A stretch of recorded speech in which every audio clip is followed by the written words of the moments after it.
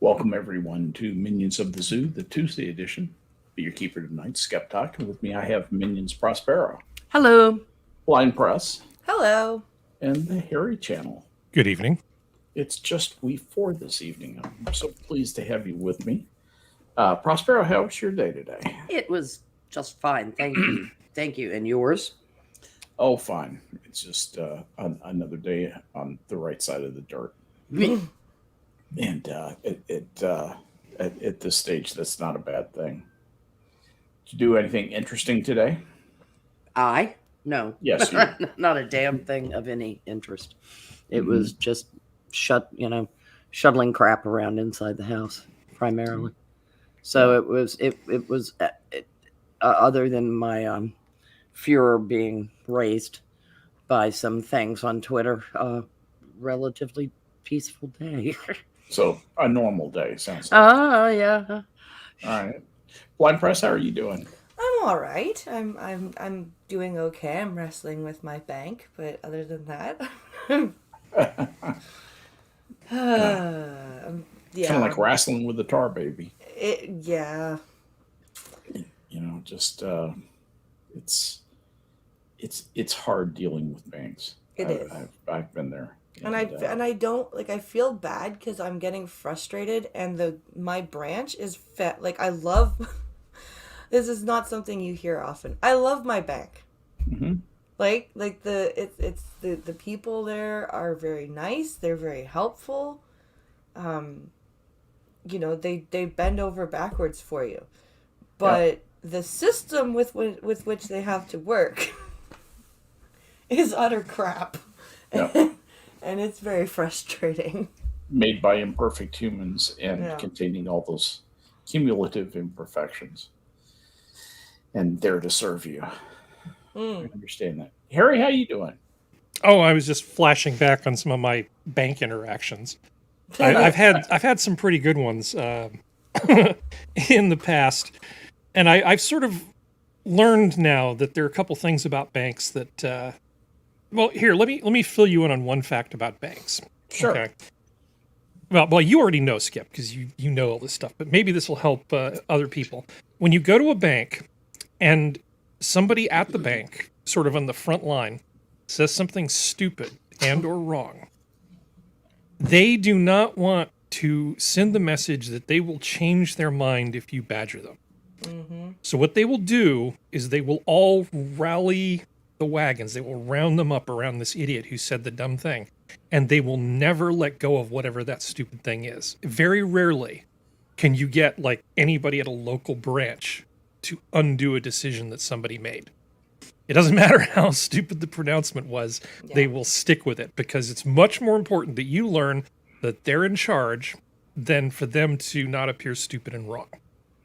Yeah. And I've run into this a bunch of times, and I've sort of developed an instinct now where I'm talking to somebody and I'll just put up my hand and say, before you say anything, I want you to consider the following things, because I know that once you've said something, you're going to stick by it no matter what. And they'll start going, no, wait, just please. Like to a child.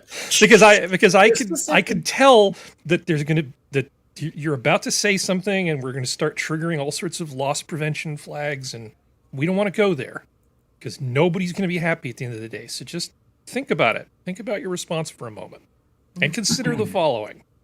Now go ahead. And that's actually worked because I've run into situations where, God, I can't remember what it was. Oh, we're going to do a 14-day hold and then you're going to get 1/3 of the money. I'm like, No. No, that is not how this is going. Yeah, no, not happening. No. Good God. Yeah, I've had a lot of problems with banks. I bank with the Bank of the West, which is a branch of BNP Paribas, and everybody I know who banks with them calls them Bank of the Worst. Now, I'm sure there are perfectly wonderful people who work for Bank of the Worst, but I haven't met many of them. They are truly a dreadful bank. I hope your experience is better than what mine has been in the past. I love my because I'm with like a credit union and not one of the big good. yeah. And like I told the person today, I'm like, I really don't want to have to leave you guys and go to a big bank just so I can finance this computer. Please do something so that I can stay with you. What are you gonna get? What kind of computer? I'm getting the Mac Mini, the new Mac Mini, with Apple's The Apple Silicon, the M1. The M1, yeah. Yeah. Good choice. Yeah. Because my poor laptop is crying out. It's like, please, for the love of God, stop. Put me out of my misery. Stop, please. Put me out of your misery. Yeah. I don't like even when I have StreamYard open and I open Chrome up, the computer is like, ugh, please stop. This will be the first computer in history to grow legs and run out. I wonder what a memory test would show on that computer. Oh my god. So Pincalo last Sunday. So Streamlabs OBS for the Mac updated. So window capture works now. Yay. Window capture still wasn't working for a while, but window capture works now. And Pincalo went to just do a test where he was running my Twitch stream in the background with voiceover off. There was a 5-minute lag. Well, I may be hitting you up offline to tell me what the double secret handshake is to get window capture to work with OBS, because I've never managed it. I'm actually using CamTwist. And, okay. Are you on a Mac or are you on a... I am on a Mac, and I actually have an M1 Max notebook thing on order. You're going to have to, because it's Streamlabs OBS that... Oh, I have to stop being open source. Okay. You have to go to Slobs. You can't use just OBS. Well, I would say if you are going to get such a machine, look at your memory use, and hopefully you're going to get the 16 gigs, or you don't need it. I'm getting the 16 gig with the M1, and I'm not getting too much hard drive space because we're just going to grab an external. Pincalo and I are just going to grab an external, so I didn't spend the extra money on hard drive space. What kind of portable transfers ports does that M1 have, Harry? Oh, the Mac has 4. It's got 2 USB-C, 2 USB-A. Oh, really? Well, those are actually, I can't remember if they're Thunderbolt 3 or Thunderbolt 4, so they're not just USB-C. I was going to ask if they were Thunderbolt. They are Thunderbolt, yeah. And for $100 more, it's basically a software enablement. You can go 10 gig Ethernet on the Ethernet port. Yeah, I decided not. You don't need that. I don't. I need that desperately. Yeah, that's not where her bottleneck is. Yeah, that's not going to suddenly make your 5-minute delay a 4-minute delay. That's not going to. Yeah, no, I mean, computers are fun. Really fast. The thing that I'm losing, but the Mac that I'm planning on getting is, at least for the time being, it's going to be difficult for me to run a virtual Windows box because I need to run everything. Yeah. I'm not a Mac bigot, I promise. I have one of everything. And so I decided the easy way to solve this was to get one of the little Intel NUCs, the little tiny computers that's about the size of about 4 decks of cards. Yeah. And it's got Windows on it. So Windows can be over there. And I've got it hooked up so I can VPN into it from anywhere in the world. Oh, there you go. With remote desktop. And so it can just be over there, and my Mac can be over here, and these things can be perfectly happy being separate. And there you go. Yeah, it's fine. I mean, so I don't have a problem with Windows. I have Windows hardware on my desk. It's fine. But the new Macs are really interesting. I mostly have problems with the third-party people that I would have to deal with if I had Windows, because the accessibility options for Windows, you have to go through third party, and the third party people, like the manufacturers of JAWS, like really took we have a niche product, so we're going to charge out the ass to the next, like it used to be you had to pay $1,500 per CD, and you didn't get a free update. So when they updated the software, you had to drop another $1,500. Now they've gotten rid of that, and now you just have to pay $200 a year for a subscription price. Jesus Christ. Yeah. So this is Fucking why Apple. this is no, this is for Windows. Or Windows, okay. This is But I mean, fucking this is software if you have to manufacturers. use this is if you have a Windows machine and you want to use JAWS by Freedom Scientific. You got to Okay. shell out $199 US a year for a JAWS subscription. So like Why? $250. What does that give you? What does that give you? A The warm use- feeling. The use of the screen Yeah. reader. That's what it gives you. It gives you the use of the screen reader. I would be disinclined to ever upgrade anything if that was the Yeah, case. Yeah, But- No but- kidding. And the feeling actually you're looking for, Harry, is you get the virtual feeling of having ridden a Septa train. Yeah. Yeah. Because now you're not Yeah. even paying the subscription fee for the disc, like a hard copy of the software. You are buying $200 a year worth of digital license. That sounds awesome. Oh yeah, it's yeah. great. Well, It's there's one- fucking awesome. There's one more thing I'll say about my stupid computer, and then I Mm. will stop talking about Macs, I promise, Skep. I actually was talking to a guy who manages my contract with my biggest customer, and he just got back from vacation, and he asked me if I was buying a new Mac, and if I was going to get a Mac M1 Max. That was his specific question. M1 Max? He not only asked me was I going to get a new Mac, but he asked me if I was going to get like a really expensive new Mac. Because he just sort of knew with a lot of the ARM supercomputing crap that I've been doing that I was going to need one. He's like, how many days did it take you to order it? I'm just like, yeah, it was kind of a no-brainer for me. Yeah. But the point being that this is what my customers expect of me. So anybody who thinks I'm just being an Apple fanboy and just printing money and borrowing money to buy shit I can't afford, no, this is actually what my customers expect of me. Yep. Is to have this kind of stuff. So I'm just a cog in a giant machine.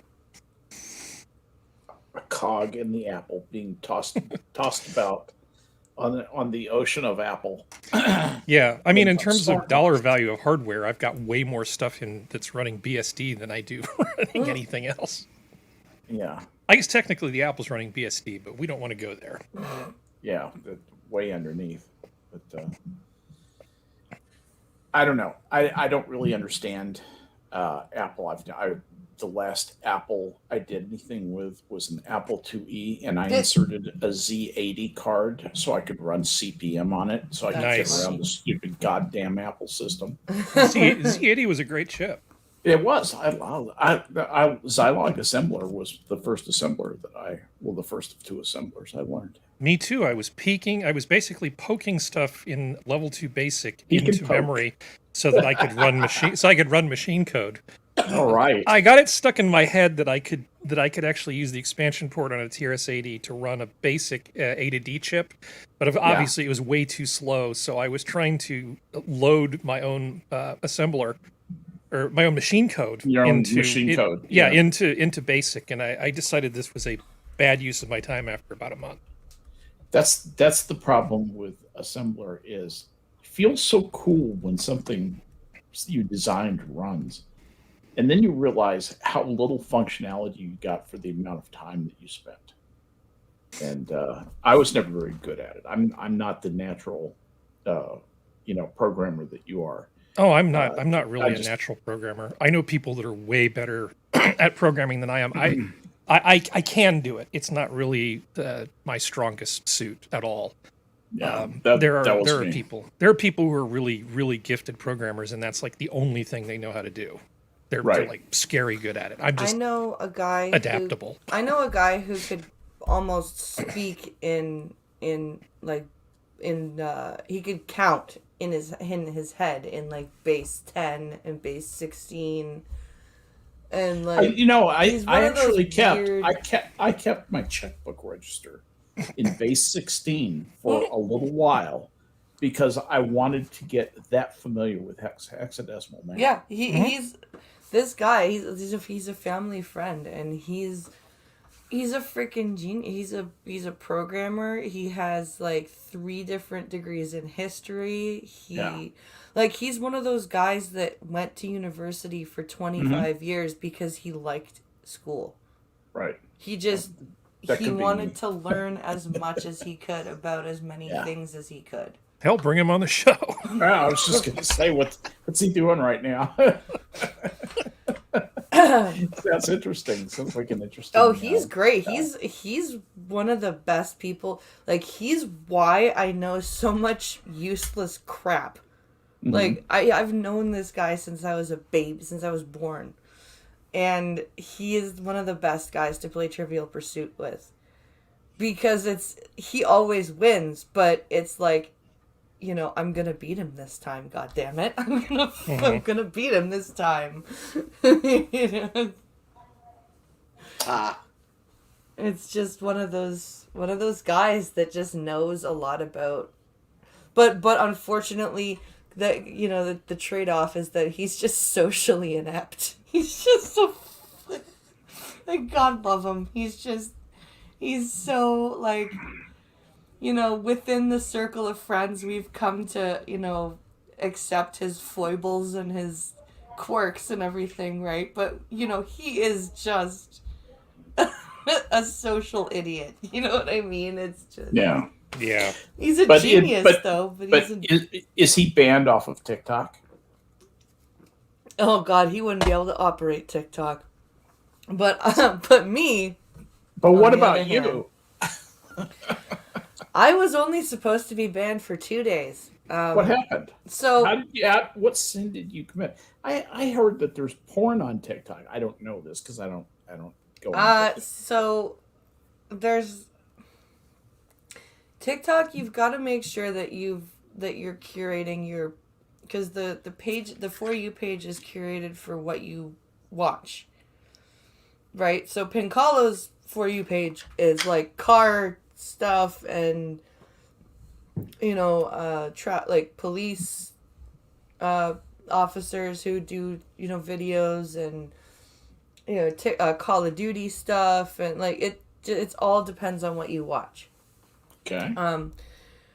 But so you guys remember, because I posted it on YouTube as well, there was a video I did back in August there's a lady asking, you know, serious question, should I get my baby his vaccines, whatever. So that video's been making the rounds again. It kind of cycles off and on to the For You page every couple of weeks.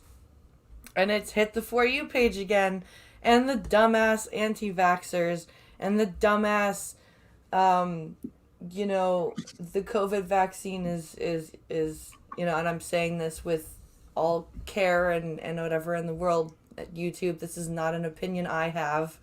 This is this is what I've been inundated with. The people who are trying to make the COVID vaccine and childhood vaccines one and the same. Those people. Okay. I'm being flooded with those people commenting really stupid things. And there was one comment I got on Saturday that said, a sad story used to recruit people into getting the COVID shot.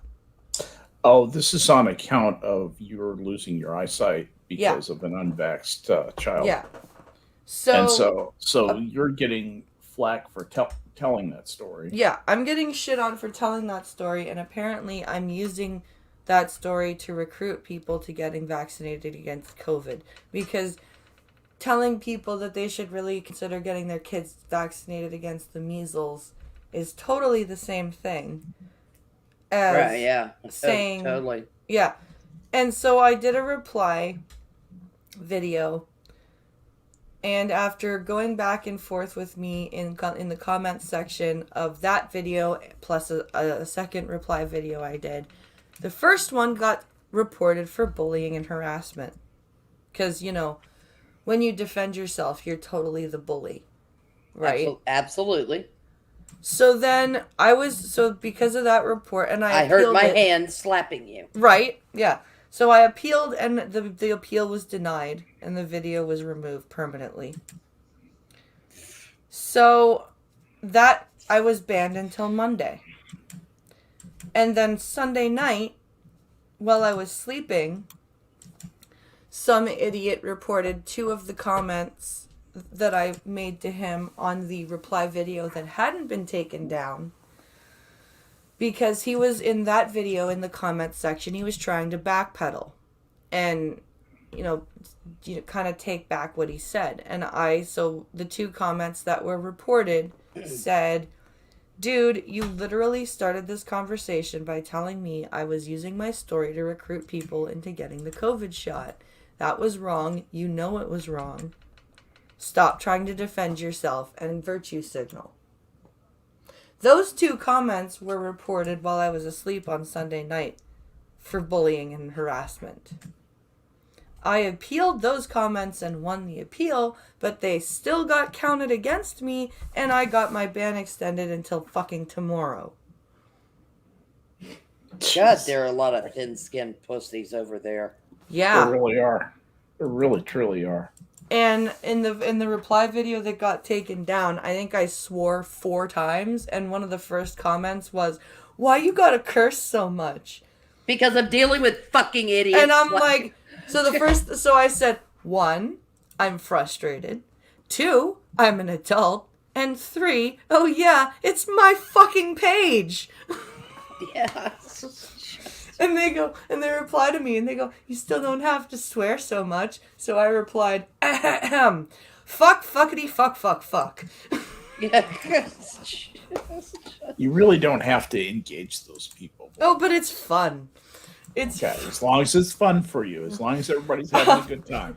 But so that happened. So I'm banned from uploading videos until 8:30 in the morning tomorrow. Unless somebody finds a comment that I made, 5 months back and decides that was mean too and reports that while I'm sleeping. That's why I have my tweets deleted every week. I don't want somebody to go back and build a case on me. If somebody blocks me, I block them back so that they can't build a case on me without using a SOC account. Yep. And then I delete my tweets weekly.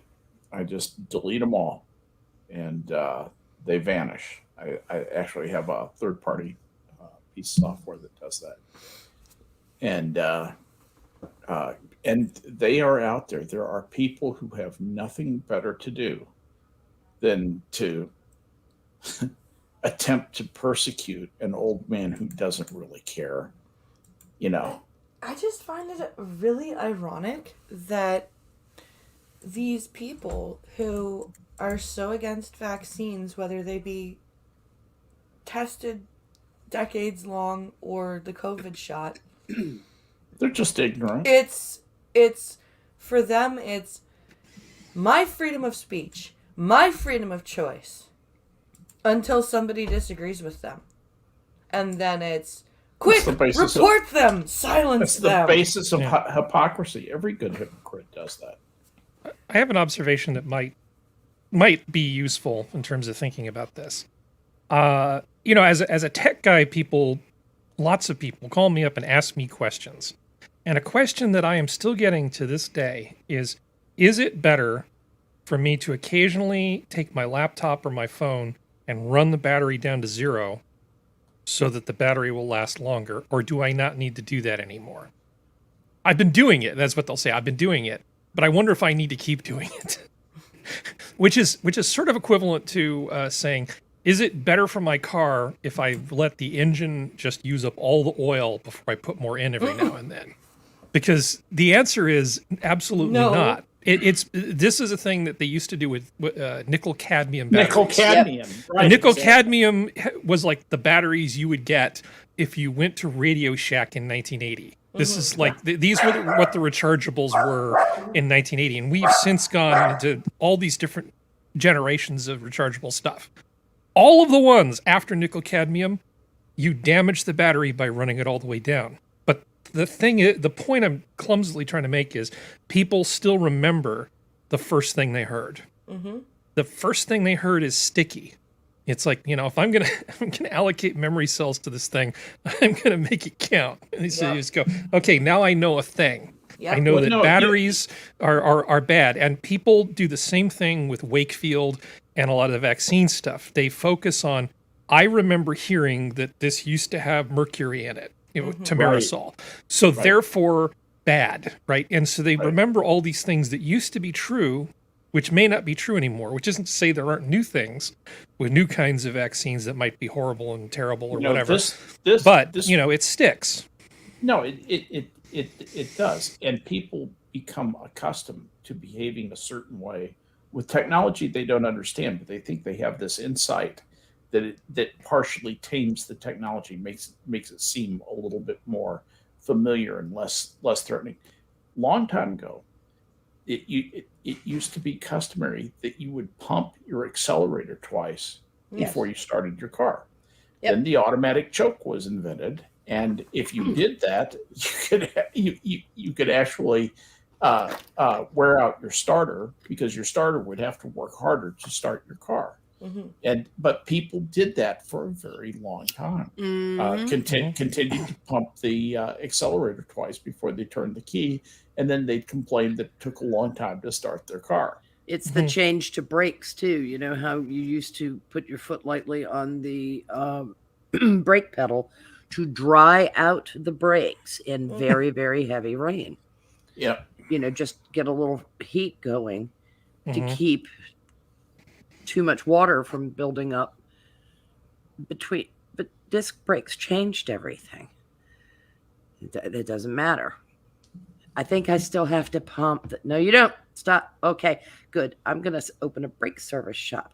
It's just because a lot of people are still using. I'll just wear down your brake. Well, that's what I'm saying. I'll open up a brake service shop. Oh, I see what you're saying. I mean, there's money to be made there, because they've taught a whole generation now of people to stop about 100 feet behind the vehicle in front of them and then slither forward or something, because the number of people who are short stopping well behind a vehicle, and nobody seems to know that you can use your throttle by letting up on it. That would be your accelerator, the thin pedal on the right, to slow the vehicle. Let the actual mass of the vehicle do a lot of the work of the brakes. Yeah. Engine braking.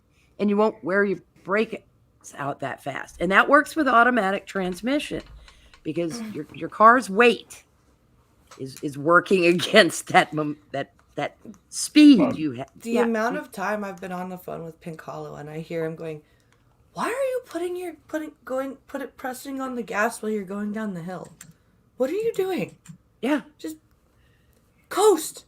Okay, he's talking to you. He's not giving you instructions on how to drive. No, but it's just it sounded like you were driving for a moment. We'll be talking on the phone, and he'll just randomly interrupt himself to yell at drivers that he's on the road with. Like, oh, I do that. Why are you do these stories? Why are you coasting? Why aren't you coasting? Take your foot off the gas.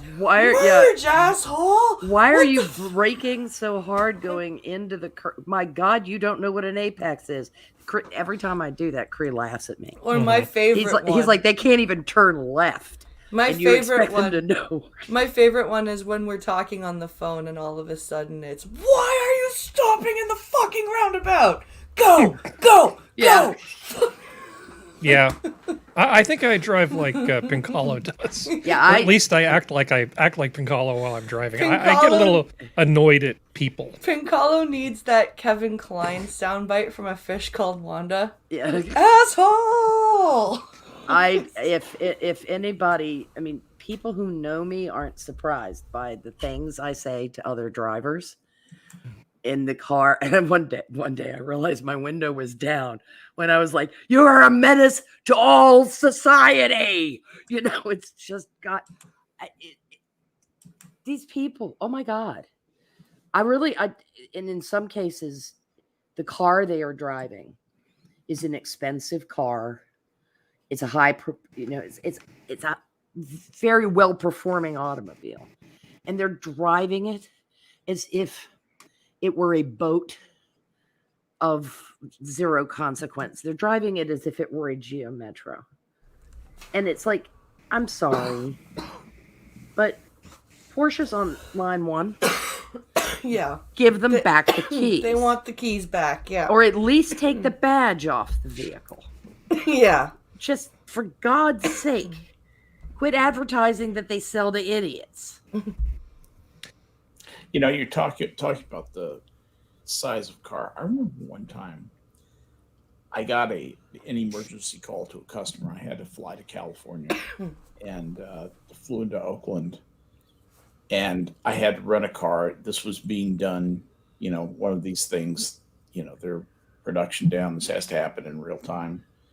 And I got to the car rental counter, and they only had one car left. Oh, God. And it was like a smart car. Oh, no.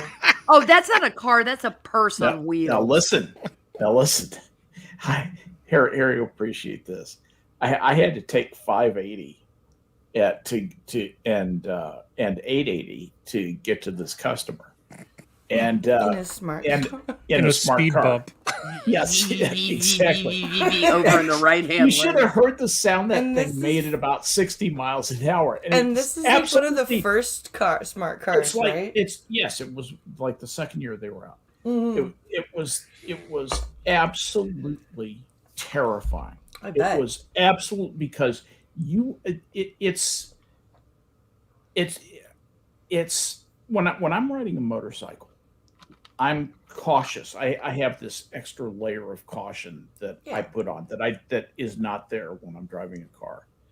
That layer of caution was on when I was in that tiny little car, and the pavement was ripping under my feet through the paper thin walls and the noise in them. The noise is amazing. It's like being inside a 55-gallon barrel. Is my ass actually getting warm from friction, or is that my imagination? I'm not kidding. It really is. It absolutely was terrifying.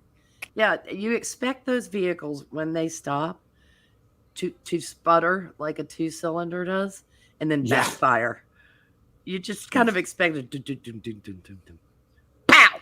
The thing And had then no the doors acceleration. fall off. It was 0 to 60 in about 25 seconds. Oh, dear Jesus Christ.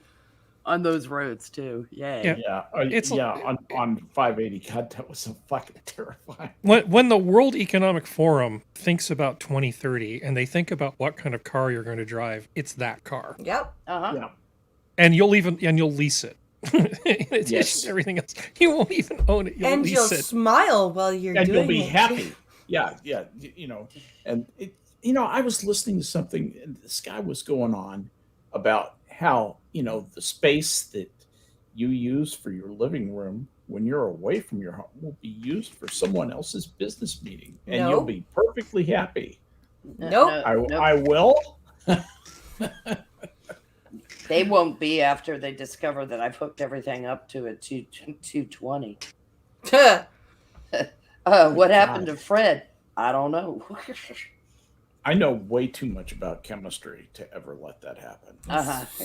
Speaking of what happened to Fred, Uncle Joe has another wonderful piece of information or advice for us. The Daily Wire put out a video this morning, and I listened to it, and I laughed for 5 minutes. Quite literally, like tears running down my face. And I had just smoked some pot, so I was like cough laughing. Mm-hmm. You know, that cough laugh when you can't stop and you're crying and you're like every orifice is like leaking, like it was.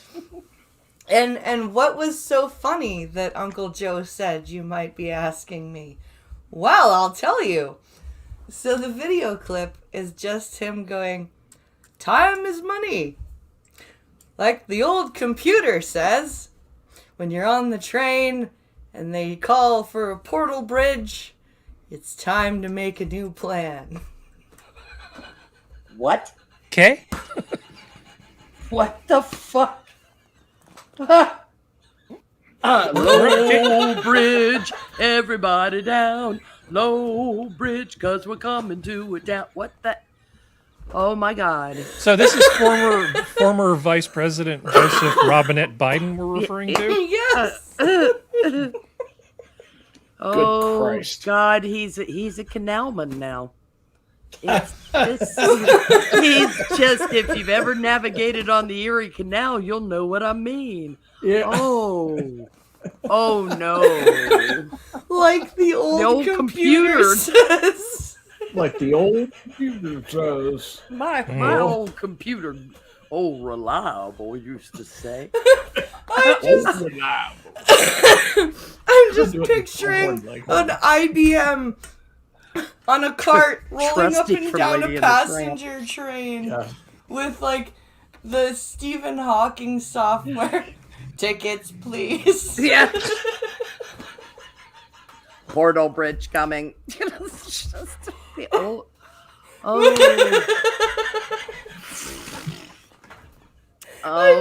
my God. I'm just like, Trudeau's bad, but holy fuck. I just. Yeah, you're not wrong. My God.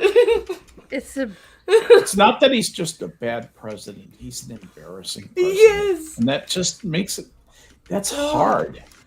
Oh my God. George Bush used to say some really stupid shit, but good He sounds like a God. fucking genius compared to Biden. Well, He really does. I want somebody to ask Jen Psaki what he meant. I do too. Because I want to hear that. Let me circle back to the low bridge. What? It's just. I quote tweeted the Daily Wire and I'm like, did he mean conductor? I really think he meant conductor. Like the old computer said.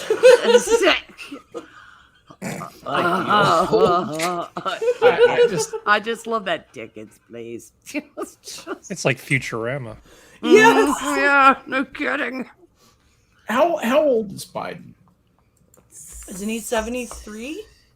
Oh, he's older. Is he? I thought he was 78, and he seemed very young for his age. He seems like he's doing really well. Yeah, he's 78. He's 78. I cannot believe in 9 years I'm going to turn into a drooling. No, you are not going like to be. that. No, Skep, you are too intelligent. Here's hoping. You have too much self-awareness. Like, you will. Even I'll when take myself out of public circulation. I guarantee. I know you. Oh, You yourself, like when you're having forgetful days, you call yourself on it. You're like, "Yep, this is like you are never going to be Joe Biden." Let me tell you that right now. Biden always had trouble wording, and he's just now. He's always been a liar. He's been a liar and a fabulous. Yeah, and Prospero and I, being watchers of Eastern Seaboard politics, have been watching this asshole for years. Yeah, he's weren't you just completely depressed when it became evident that he was going to be the nominee? Because take away the cognitive problems. He's always been a gaffe machine. Oh yeah, and he's always been a fabulist. But what about all that great legislation he's put through? Yeah, all none of it. None of it. Yeah, he has been a placeholder for Delaware for 50 years. Yep. Is that where he's from? Yes. Oh God, yes. Why did I think he was from Pennsylvania? He's because the pride of Scranton. Born in Scranton. Okay. The pride of Scranton, Joe Biden. And old lunch But he pail infested Joe. Delaware. But yes, he infested Delaware, and Delaware seems to be perfectly happy with him, which says all you need to know about Delaware. Well, they are very small and very... Lots of chicken farms and then wealthy people who live in Rehoboth. Yeah. And all You're not wrong. That really is. It's a bunch of subsistence crab fishermen in Rehoboth. Yeah. Dover is a placeholder town. The only thing really of any note around there is the base and the racetrack. Yeah, it's a suburb of Philadelphia. Basically. Yeah, in Wilmington, tragically, is a lovely city. It just happens to be in Delaware. Yeah, Wilmington is though that's a like a city transplanted out of Maryland or something. It's like Philadelphia without all the ick. Yeah. It's or like Philadelphia was in 1940. It's a port. Yeah, and has the wealth.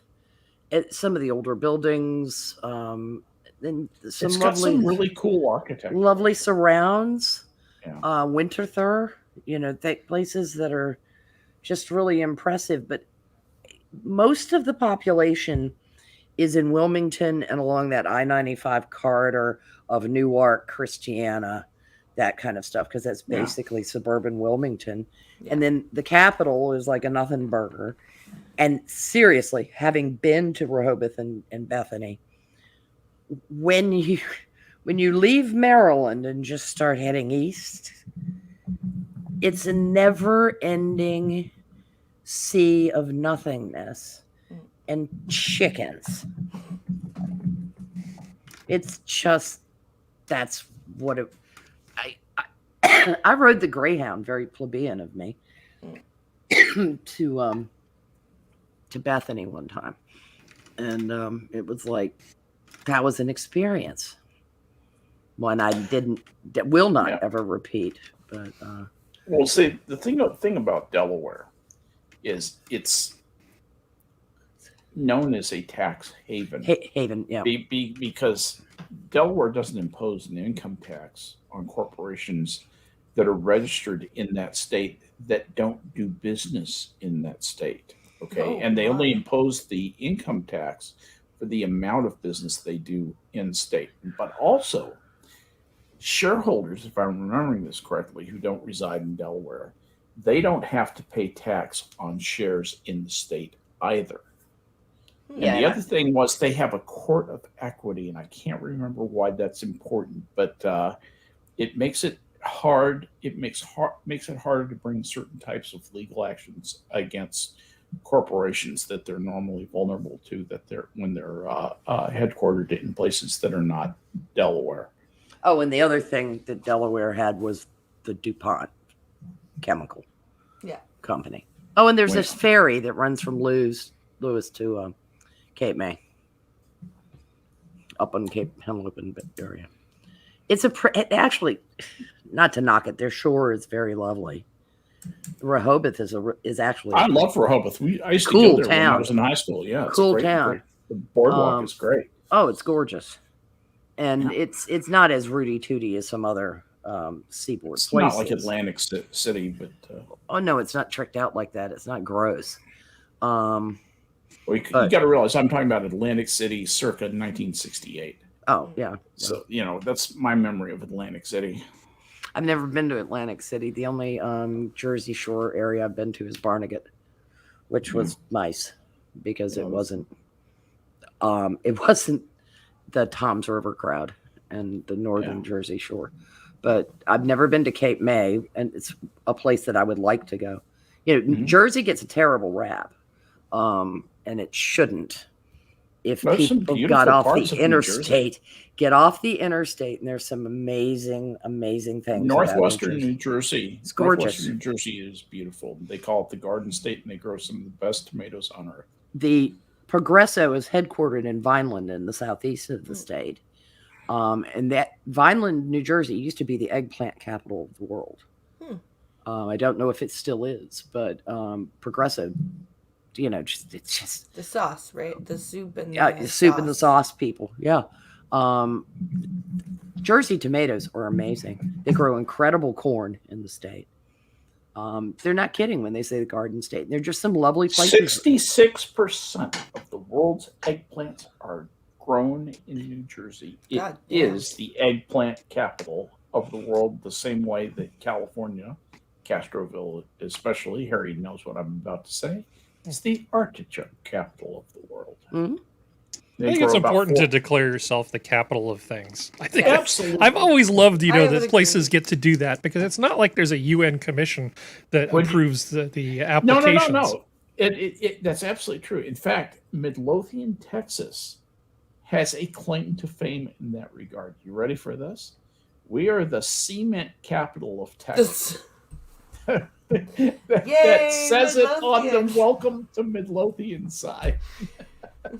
Welcome to Midlothian. Would you like a deal on concrete shoes? Yes, and funny fact, a lot of cement is probably imported to New Jersey from Midlothian. Yeah, I was going to say.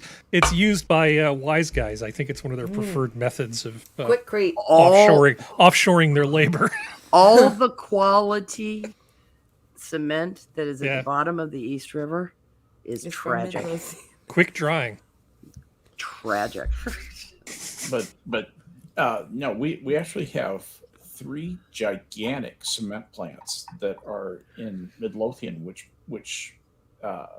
makes it Midlothian makes it nice for the cement companies. Basically, if you're a cement company, you can do anything you want, and it's a great source of jobs around here.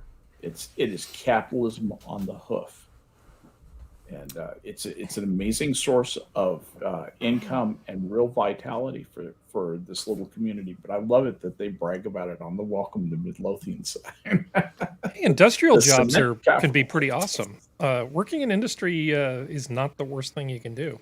Oh no! A lot of opportunity for advancement. I mean, if you can get a starter job working in industry instead of fast food, that's actually a great thing to do because before you realize it, you're join the operating engineers, learn to drive a forklift, and then you can take that kind of skill and take it just about anywhere. And we are virtually 100% non-union labor. Better yet. Good. Pincalo used to do work for a company that made like paving stones or patio stones, and it the crappy part though was when he came home, he was covered in that dust. Yeah. That concrete dust. Fine, powdery dust. Yeah, it was everywhere. In the car, on his clothes, in his nose. It was everywhere. It was just... Yeah, it sucked. So, BP, I actually applied for an internship after high school ended and before college was supposed to start. So I was going to work during the summer. And being the little Poindexter that I am, I got a position offered to me to work in the lab at this industrial plant. And I'm like, this is going to be great. I get all this great chemistry experience. Well, they said later, no, you're not going to do that. We're going to give some cute girl the job in the lab, and you're going to go do really hard manual labor. I'm like, okay, pays the same, so whatever. So I put on my little, my little factory stuff and went to the factory and started doing stuff. And on the first day, I was inside this huge industrial kiln. I got to learn what a lockout tag was. It's a tag they put on the machinery that says, do not turn this on or the people inside will die. Right. So you have a little tag that you will keep inside your cook helmet. people. And then when you do something that's inherently dangerous, you take it out of your helmet and you tie it to the on switch. And that basically, these are things that you sort of learn. So, I mean, here Your I'm life learning new depends stuff. on that. Yeah. Yeah, so it was inside this big kiln that was used to make these ceramics. And what would happen is it would get gummed up. And so to keep it from getting gummed up, they had these huge chains that would break up any clumps of material that were in there. My first day, I got to put in my earplugs and some goggles, and with a few other guys go inside this thing with jackhammers. Yep. And air hammers that we were holding at waist level and over our heads sometimes to break up the stuff that the chains wouldn't break up. That's what Pincalo had to do when they shut down for when they did factory cleanup. No, I know, but this was stuff. day one. Oh, this God, was that this was was horrifying. day One. How was your soft, no experience doing manual labor. Harry gets Here, out and here's shows this up. jackhammer. Day How did that job go for you? It was actually really great. I learned a lot of stuff about people and things and how stuff worked. I learned far more doing that than I would have learned working in that lab for a summer. Absolutely. That would have been painful. And though, as like, bad waking as it was, we're not going to talk about where this was, Skep, but this place was out on the coast. And it was very, very, very beautiful weather. I got to spend 2 weeks cleaning out this huge tank that sediment had built up in. And so what they did was they drained it. And then my job was to go out there and for 8 hours a day in the middle of summer with perfect weather, the most perfect weather you could possibly imagine. I got to use a fire hose to wash this sediment into a drain. Nice. Oh, yeah. And so what you do is you show up and you kind of like put some weights around it and then every now and then just move it. So I basically got to sit out on the coast reading books and every now and then moving a fire hose around for 2 weeks. That's wonderful. awesome. And I got paid good money to do that. So, you know, you got to take the rough with the smooth. I will want to know what town that is, but you let me know that privately. Yeah. Yeah. That's wonderful.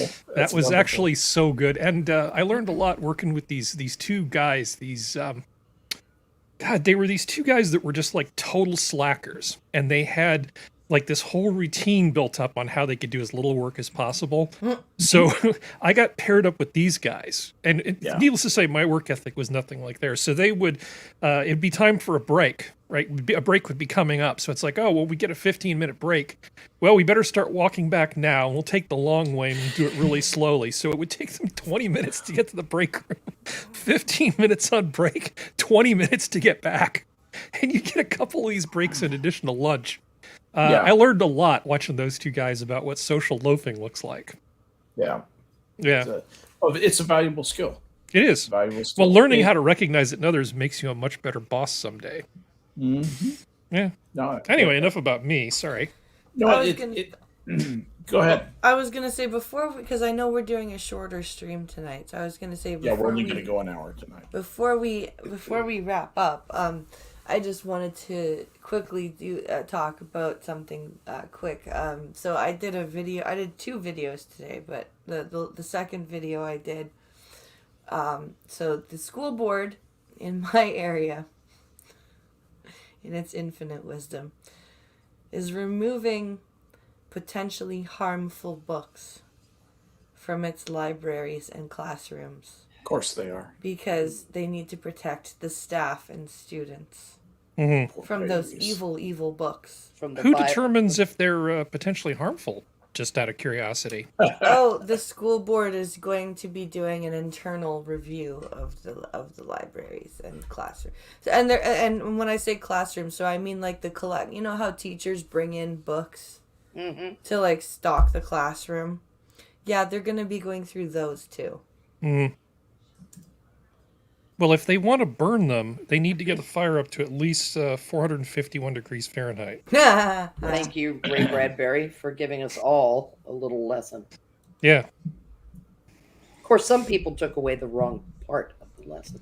Yeah, we don't accelerate our students, but we do accelerate our flame sources. Yes. That's 233 Celsius. In communist, yes. So I've decided that, because I'm getting a Braille display in the next few months. So I've decided that between the Braille display and, as the kids get older and learn to read, we will be, like, I'm honestly going to look for the list of books they banned and, like, specifically read them. Like, even if I may not have ever wanted to before. Just like, okay, kids, we're going to read this book now. Why? But because your school says you shouldn't. Well, that's kind of in keeping with what we found out that Loudon is doing. Is they want parents to sign an NDA before they take a look at the curriculum. Yeah. Oh, yay. And it's like, excuse me, but parents... An NDA for the parents? Okay, Yeah. Let me explain something very slowly for the soy jacks in the back. You don't have to be a parent to be interested in what's being taught in the schools, because your money is going toward that. Like, they don't go, I'm sorry, are you not a parent? Okay, we won't allocate any of your taxes to schools. I mean, and these are public schools. Yeah, yeah. And regardless of what Terry McAuliffe says, which he's now claiming he didn't say, which he said because we all heard him, yes, we all should have a say in what the curriculum is in the schools. Absolutely. You know, these people want democracy for people who aren't even citizens in our country, but they are denying simple democratic processes to their own taxpayers. And if the taxpayers, you know, decry anything that's been taught or being taught, then you're put on a list somewhere. Oh yeah. Oh, absolutely. The To be Waukegan schools put a teacher on the list for he's got some dangerous ideas. They were looking at his shit and whispering about him behind his back. That's healthy. Yeah. That's healthy. You've got a lot of little budding twats who think it sounds really cool to be the Stasi. Yeah. And they're spying on people. And that's all going to be okay. Because they're spying on you for the right reasons. Because that's how this works. Because that's acceptable. Mm-hmm. That's acceptable. And to top it off, it's for your own good. Since I mentioned Loudon, just one little happy. Oh yeah, please. One little happy moment. Juvenile judge found the little sociopath guilty. Rapist. Good. The rapist, the sodomist rapist. Yeah, and his story, this beggars belief. His story was that this alleged assault may have occurred because he got his wristwatch snagged in his skirt when they were fumbling around inside the stall. How do you accidentally force fellatio? By catching your wristwatch. Wait, your wristwatch? I think that's happened to all of us, hasn't it, really? Your wristwatch gets caught on somebody's skirt. No, your skirt. Because remember, he was wearing a skirt when he raped the girl. Oh, right. Oh, because he was saying sodomized, forcible sodomy, forcible fellatio. Should we be using his pronouns? This is a she was raping. Dip and shit. No. He's simply non-binary. Some days he just. He's not binary. Okay. He likes to dress in a skirt. The and them. So them was raping a girl because of the wristwatch getting entangled in his skirt. Okay. That's a crafty alibi. Yeah, he had to shove his at the moment girl dick in her mouth. And then because the wristwatch was caught on his skirt. Yeah. And then somehow a gentleman always, yes. Yeah, forcible sodomy. There's a good distance between the top end of an individual and the bottom end of an individual. So I don't know how we move, and I don't know which came first. Not that I want to really don't understand how the wristwatch even enters into. This is how much of a sociopath this little shitbag is. That he thinks his little fabulous story about a wristwatch caught on a skirt while fumbling around together as if this person was like, yeah, I want to make out in the bathroom stall with a guy who's like, I don't know, Princess Leia today. Sure, that was going on with, yeah. And so I can't wait to hear his story about the assault that took place in the other school that they moved him to instead of keeping him on house education after this first one was reported and took because there was two of them, right? Oh yeah, a second one took place several months after this assault. Was it several months? I thought it was just a few weeks. I thought it was a couple months. It doesn't matter. It doesn't matter the distance between the two. He should not have been in any public school in Loudoun County. No. Or in any public school. In any public school anywhere. At all. Anywhere. Yeah. He should have been locked up with an ankle bracelet, sitting in mommy's home, with mommy having to watch his ass. Yeah. Probably just get the ankle bracelet caught on the skirt, Yeah. Yeah. That's a good point. Yeah, you don't... And then he sodomized his mom. I mean, what? This is just unbelievable. And Loudon lying about it. CNN, those fucking assholes, as I call them so nicely on Twitter, were reporting about a person's been arrested for defacing the George Floyd statue, but not a goddamn breath about Loudon. Nope. How about all the Confederate statues that got defaced? And the Hill was still calling him an alleged assaulter. Mm-hmm. Well, sure. Well, that's just CYA for them. They have to do that. But he was convicted this morning. Well, then they can stop. Once he's convicted. Yeah. I think that was just a reflex then. Yeah, of course it was a reflex to play cover up for the kid. I mean, the school is so incredibly responsible for the second assault. It isn't even funny. The school board is for letting that child back. They have a duty of care to correct that kid. Yeah, and they were all adults. He's a juvenile. He's a juvenile repeat offender, twisted little fuck. Yeah. And not because he wears a skirt. I don't give a shit if he wears a skirt or not. What was his age? Does anyone know? Relative to the girl, I don't know. She was 14, I think, at the time of the assault. 9th grader. Mm-hmm. I don't know if he's a freshman or not, but it doesn't matter. He knows better. He should have been tried as an adult, I think. He knows better. I honestly think that, I hope that for the second assault, that he's taken out of juvenile court. Yeah, they're going to run protection on him. Moved to adult court. I almost will guarantee you that this kid is involved with something like the Sunrise Movement or Antifa. That's the kind of people that just accumulate at places like that. I was checking out the Sunrise Movement. Oh my God, what a bunch of losers.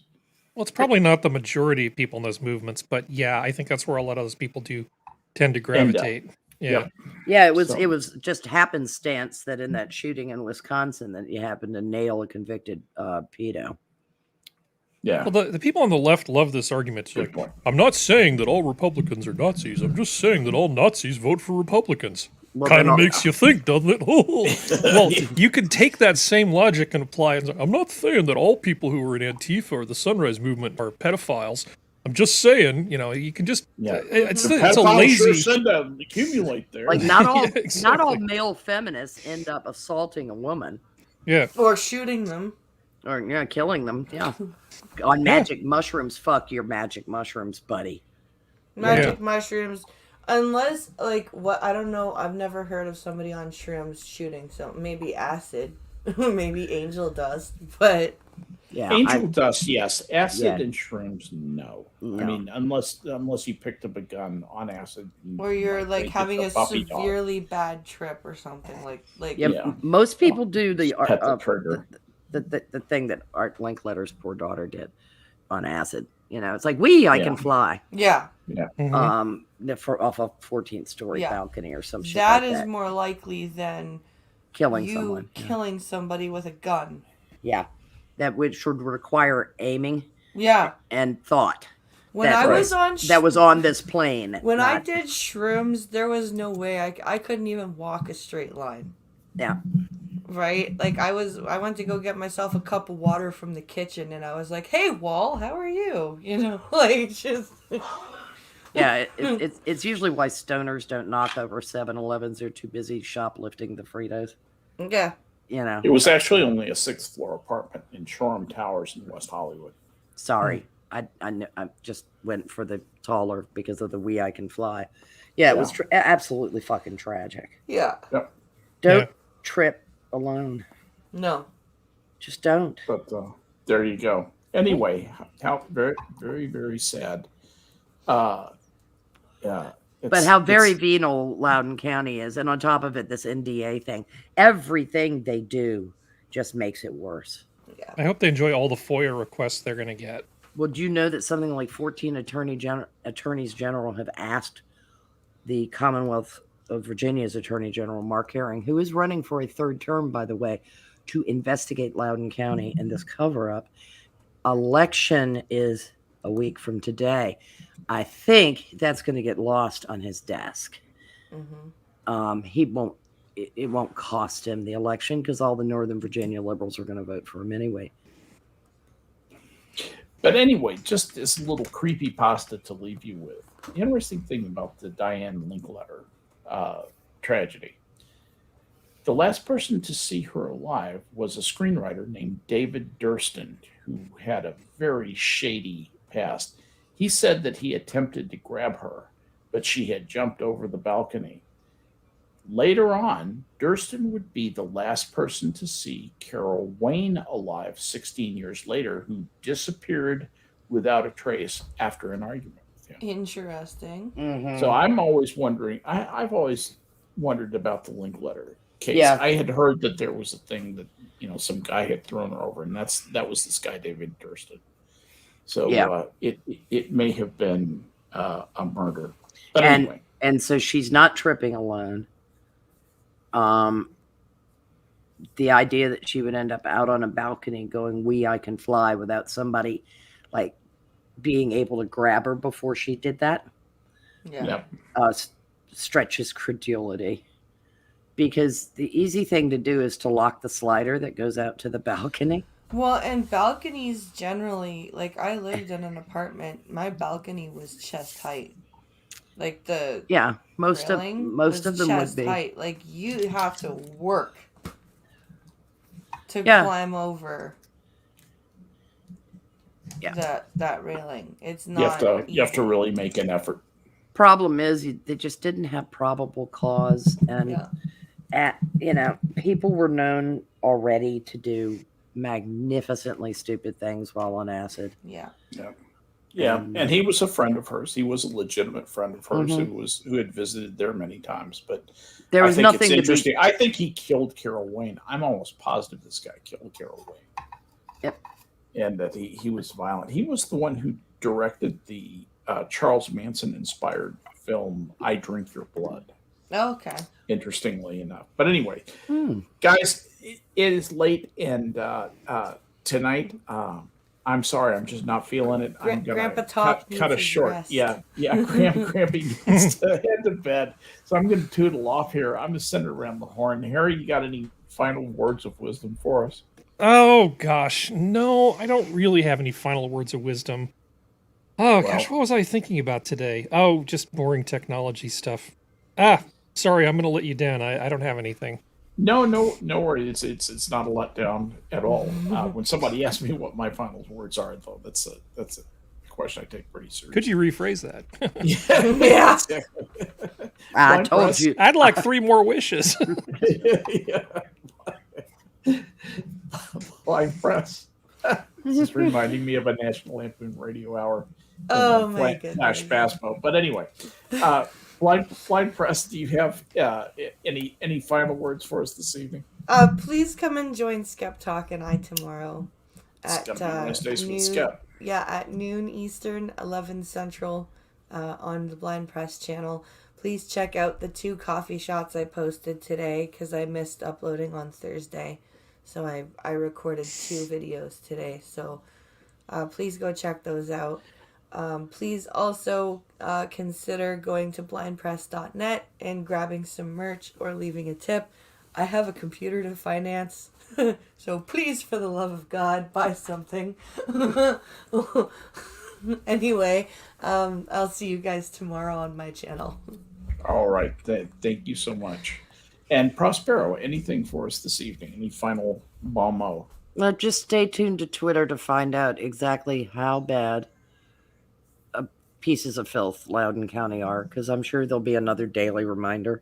Oh, yes. Tomorrow. And to CNN, your garbage juice, that's the stuff that dribbles out of the trash trucks? Yep. Yeah. After they compact the stuff? Your garbage juice. The wet stuff under the dumpster. Yeah. Your absolute fucking useless garbage juice. that's all. All right. I like Yeah. that. I like that too. And that I want to thank my panel and thank chat. Thank you guys for coming out. Those of you listening, we do this for you, and but we have a pretty good time doing it. I want to share something with you. Just it's a quote that kind of I ran across the other day. It's about aging, and I was thinking about our president and the fact that he really is old. He really is decrepit. His ideas are decrepit. And I saw this. Nobody grows old merely by living a number of years. We grow old by deserting our ideals. Years may wrinkle the skin, but to give up enthusiasm wrinkles the soul. And for myself, I hope I'm streaming on the day I die. I wouldn't mind dying on stream. God, we would get a bunch of views. It will be amazing. But at any rate, guys, that's going to do it for tonight. Disavow. Yeah, who's going to stop the stream? Yeah, just go on. Unplug the computer. Opinions of the Zoo, 23-hour stream. No, it'll stop 3 hours afterward. But anyway, guys, thanks for being here. We're going to call it tonight. Grim Good night. fuckers.